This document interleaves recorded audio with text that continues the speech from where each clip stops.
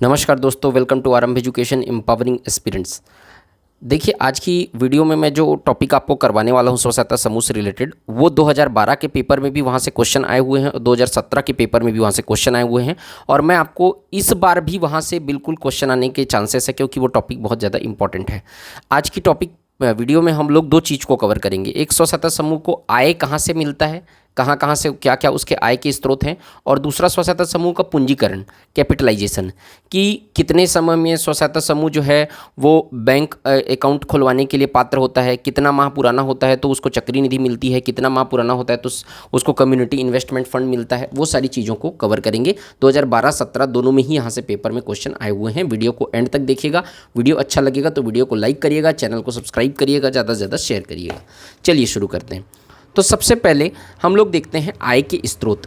तो आय के स्रोत में आप देखिएगा स्व सहायता समूहों को कहाँ कहाँ से आय प्राप्त होता है। तो पहला तो सदस्यों का बचत।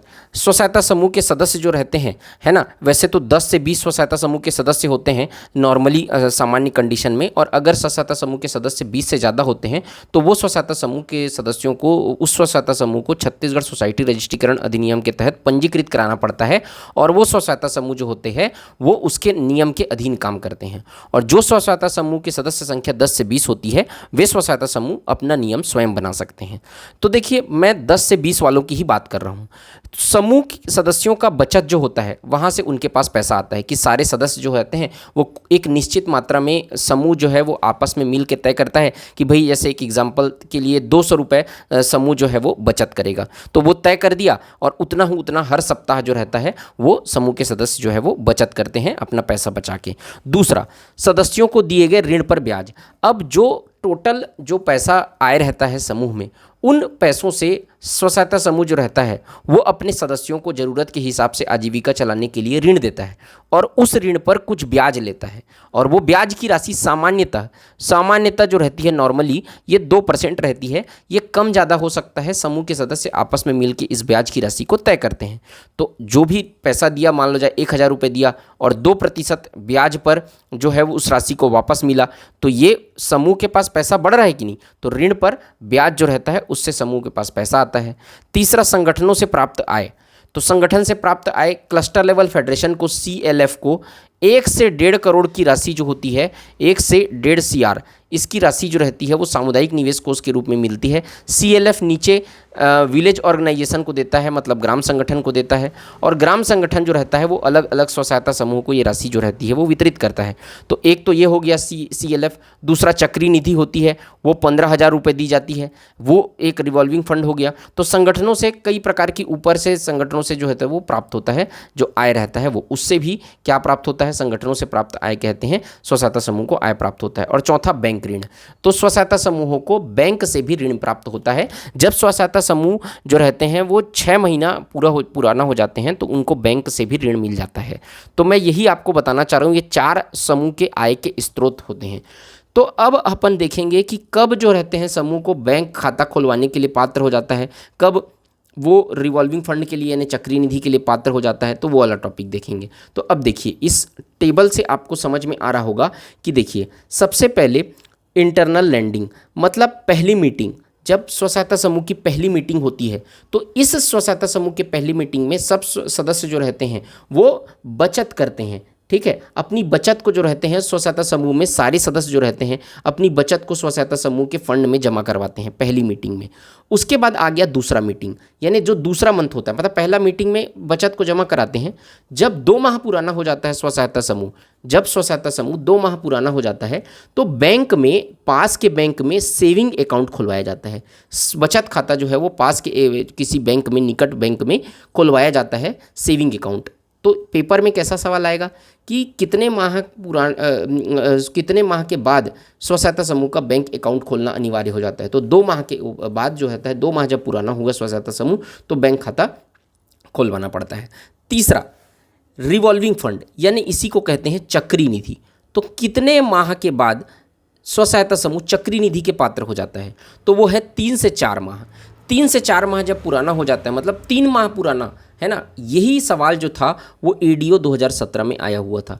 एडीओ 2017 में कितने माह पुराना होना चाहिए चक्री निधि के पात्र होने के लिए सवाल आया, तो 3 माह पुराना स्व सहायता समूह ही चक्री निधि के लिए पात्र हो सकता है। उसके अलावा बहुत सारे और रूल्स हैं, जैसे कि 11 सूत्रों का पालन होना चाहिए, 3 माह पुराना होना चाहिए, ठीक है, बचत खाता होना चाहिए बैंक में, ये सारे बहुत सारे रूल हैं उसके। और चक्री निधि के तहत एक बार में स्व सहायता समूह को 15,000 की राशि दी जाती है। ये भी एडीओ 2017 का ही क्वेश्चन है, ठीक है। 15,000 की राशि जो रहती है, एक मुश्त जो रहती है, वो स्व सहायता समूह को दी जाती है।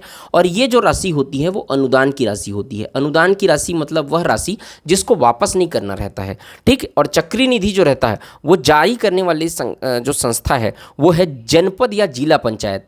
जनपद या जिला पंचायत, जनपद या जिला पंचायत। और इसका सीईओ जो होता है, जिला या जनपद पंचायत का सीईओ जो होता है, वो चक्री निधि की राशि एक मुश्त जो रहता है वो स्व सहायता समूह के बचत खाते में जमा कर देता है। और इस स्व सहायता समूह, इस चक्री निधि से क्या होता है कि स्व सहायता समूह एसएचजी, एसएचजी में कौन है, सदस्य हैं, है ना। तो सदस्य तो कई रहेंगे सदस्य, है ना। तो अब स्व सहायता समूह के पास ये 15,000 की राशि आ गई। अब इस 15,000 की राशि को सदस्य को ऋण देगा स्व सहायता समूह, एक नियत ब्याज दर पे, सामान्यतः 2% पे। और स्व सहायता समूह के सदस्य उसको वापस करेंगे और ये फिर स्व सहायता एसएचजी किसी सदस्य को किसी सदस्य को ये पैसा देगा और सदस्य फिर से स्व सहायता समूह को ये पैसा वापस करेगा। तो ये चक्र चलते रहता है कि नहीं, इसीलिए इसको क्या कहते हैं, इस निधि को चक्री निधि कहते हैं। तो याद रखिएगा, जनपद या जिला पंचायत सीईओ जब स्व सहायता समूह को ये पैसा देता है, यानी 15,000 रुपये देता है, तो ये अनुदान राशि होती है, इसको वापस नहीं करना पड़ता। लेकिन स्व सहायता समूह जो रहता है वो अपने सदस्य को देता है, तो सदस्यों के लिए ये राशि से वो ऋण देता है। सदस्य इस पैसे को स्व सहायता समूह को वापस करते हैं, लेकिन स्व सहायता समूह इस पैसे को ऊपर वापस नहीं करता, उसके लिए तो अनुदान राशि होती है, ठीक है। तो ये होता है चक्री निधि, इसको याद रखिएगा। 2017 में भी क्वेश्चन यहाँ से बने हुए हैं। उसके बाद एक फंड आता है जिसका नाम है कम्युनिटी इन्वेस्टमेंट फंड। तो ये क्या होता है, तो देखिए, सामुदायिक निवेश कोष कहते हैं, सामुदायिक निवेश निधि कहते हैं, सामुदायिक निवेश निधि कहते हैं इसी को।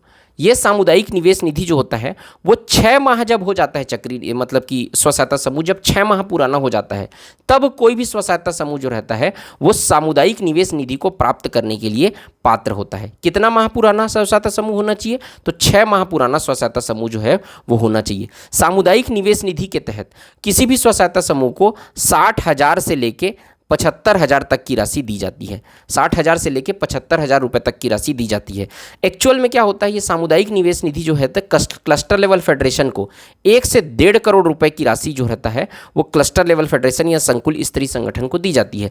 संकुल स्तरीय संगठन इसको विलेज ऑर्गेनाइजेशन अर्थात ग्राम संगठन को देता है, और ग्राम संगठन जो रहता है वो अलग अलग स्व सहायता समूह को इस राशि को देने का काम करता है। तो क्लस्टर लेवल फेडरेशन जो रहता है वो देता है मेनली, और क्लस्टर लेवल फेडरेशन के लिए ये अनुदान राशि होती है, और cluster level federation village organisation को देता है, वो ऋण देता है, और विलेज ऑर्गेनाइजेशन नीचे स्व सहायता समूह को देता है, वो भी ऋण देता है। तो सामुदायिक निवेश निधि प्राप्त करने के लिए किसी भी स्व सहायता समूह को 6 माह पुराना होना चाहिए। 6 माह जब तक पुराना नहीं हुआ है तब तक वो सामुदायिक निवेश निधि के लिए पात्र नहीं होता, और उसकी राशि होती है 60 से 75,000 रुपये, ठीक है। अब एक और चीज़ मैंने बताया था कि बैंक से ऋण लेने के लिए स्व सहायता समूह कितना माह पुराना होना चाहिए। तो स्व सहायता समूह जो रहता है जब 6 माह पुराना हो जाता है, तो 6 से 12 माह की अवधि में जब स्व सहायता समूह 6 माह पुराना हो जाता है, तब वो उसको बैंक से भी ऋण मिलता है। बैंक से भी ऋण मिल सकता है स्व सहायता समूह को, लेकिन शर्त ये है कि 6 माह पुराना होना चाहिए। तो 6 से 12 माह के बीच जो रहता है वो बैंक से ऋण लेने के लिए स्व सहायता समूह पात्र हो जाता है, ठीक। तो ये चार्ट को आप याद रखिएगा अच्छे से कि कितना समय हो जाता है तब वो बैंक खाता खुलवाने के लिए पात्र होता है, कितने समूह के बाद वो चक्री निधि के लिए पात्र होता है, कितने समय के बाद सामुदायिक निवेश निधि के लिए, और कितने समय के बाद बैंक ऋण के लिए पात्र होता है। तो यहाँ पर से क्वेश्चन 2017 में भी आया हुआ है, 2012 में भी क्वेश्चन यहाँ से आया हुआ है। चक्री निधि की राशि कितनी होती है, ये सब पेपर में आता हुआ क्वेश्चन है। तो बहुत इंपॉर्टेंट ये टॉपिक है, इसको अच्छे से पढ़ के रखिएगा। मैं उम्मीद करता हूँ कि आपको ये वीडियो अच्छा लगा होगा, और आपसे क्वेश्चन अब जब बनाएंगे इससे संबंधित तो सारे क्वेश्चन इससे सॉल्व हो जाएंगे। अगर आपको इसी तरीके से वीडियो और चाहिए तो टेलीग्राम चैनल और ज्वाइन करेंगे आप। टेलीग्राम चैनल जो डिस्क्रिप्शन में उसका लिंक दिया हुआ है, चैनल को सब्सक्राइब करिएगा, वीडियो को लाइक करिएगा। मिलते हैं नेक्स्ट वीडियो में, तब तक के लिए जय हिंद, वंदे मातरम।